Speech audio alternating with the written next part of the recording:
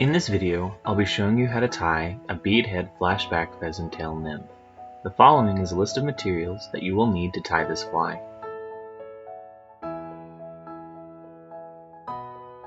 Start the fly by putting a bead on your hook. Next, come in with your thread and form a jam knot. I like to start towards the front and then work my way back to put a nice thread coating over the entire shank. This will make tying in materials later much easier.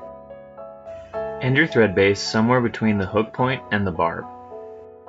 We are going to use pheasant tail fibers for the tail of our fly. Go to your feather and pull 5 or 6 fibers off. We are now going to measure these for the length of our tail. It is really important when you're measuring these to go from the front of the bead to the back of the shank. It can be really tempting to go from the back of the bead to the back of the shank, but this will give you too short of a tail. We want our tail to be about 1/2 the length of the shank. Once you are satisfied with your measurement, switch the fibers into your other hand and then tie the fibers in.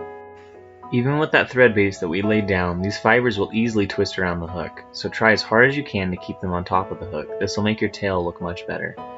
Once your fibers seem secure, go ahead and work your thread up to about 2/3 of the way up the hook. If those little reddish brown tips on your fibers are pretty short, you might want to come in with your scissors and trim them out at this point and then tie in some new fibers.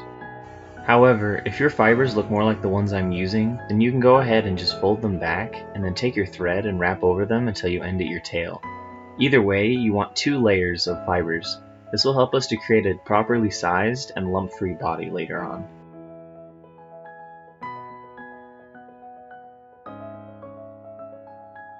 For the ribbing on this fly, we are going to use copper wire. Again, because we want the body to not have any lumps, we're going to put the end of the wire pretty far up on the fly.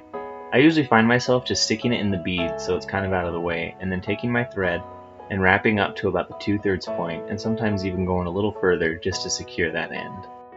Now we are going to create the body of our fly. We are going to start by grasping all of the pheasant tail fibers firmly, and then spinning them around the hook till we get to about the 2/3 point of the fly. If you are struggling to keep the fibers together, try introducing about a 1/4 twist as you wrap around the hook. Some people even find it helpful to use hackle pliers for this step. Now come in with your thread and tie off those fibers. Once they are secure, trim those fibers with your scissors. I like to leave little butts sticking up that I am then going to cover with my thread. I find that this adds extra strength to those fibers.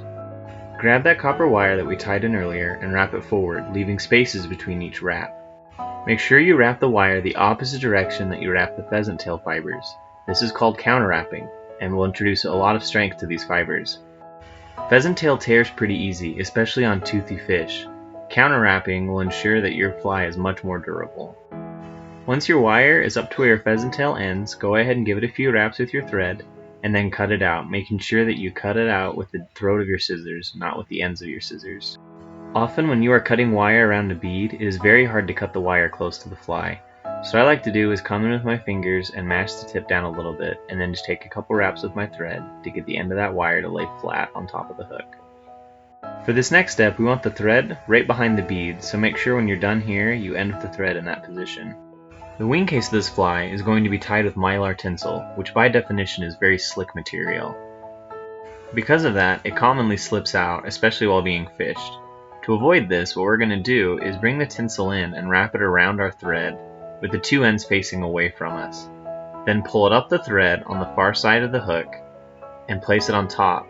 You'll see that it kind of lifts the bobbin up and makes this little loop with the thread. Then all you have to do is simply come in and position it right where you want it. The weight of the bobbin alone is enough to hold it into place so that you can use both hands to come in and position it how you want it. Once you are happy with the position of your tinsel, go ahead and pull both strands back, then come in with your thread and take several wraps over it towards the back of your fly.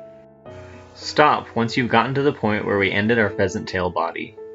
The thorax of this fly is going to be tied using Peacock Curl. Make sure you're tying in with the tips of your Peacock Curl, as this will give you the best looking thorax.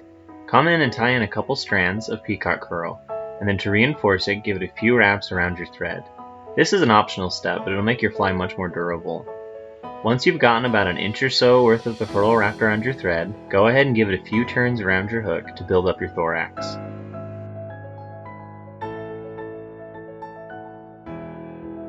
If needed, add any extra twists to your Peacock Curl to keep it spun tight. Don't be afraid to pull your flashback material over to measure the wing case either to see how it looks.